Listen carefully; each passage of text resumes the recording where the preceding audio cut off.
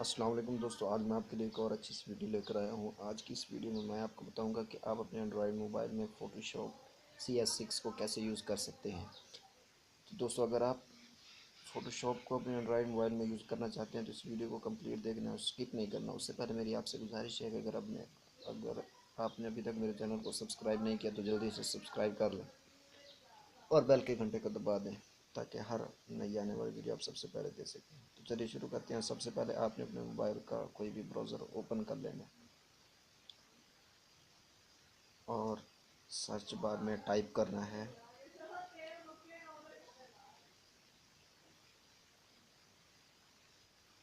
Photopea.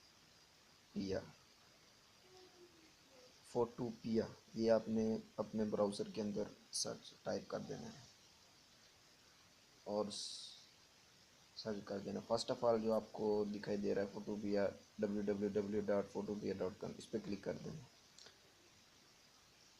ये link मैं description में दे दूंगा, आप वहाँ से डायरेक्ट भी जा सकते हैं।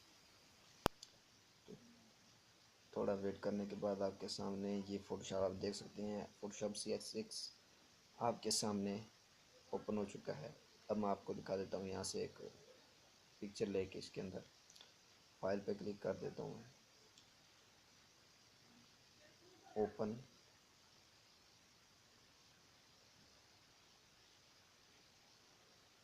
ये मेरे मोबाइल की गैलरी आ चुकी है। यहाँ से मैं कोई एक पिक्चर सेलेक्ट कर लेता हूँ।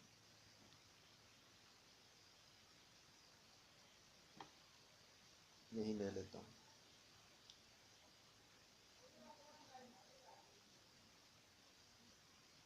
आप देख सकते हैं कि इसमें मेरी पिक्चर आ चुकी है। अब आप इसे जिस तरह एडिट करना चाहें कर सकते हैं।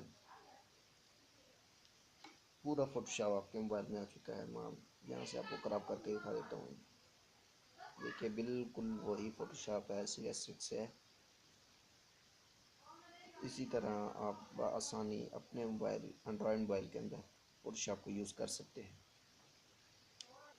अगर आपके पास लैपटॉप नहीं है तो आपको परेशानी है। जिस तरह भी आप एडिट करना चाहें, पैनल आर्ट वगैरह बनाना चाहें, आप बनाते हैं इसके ज़रिए।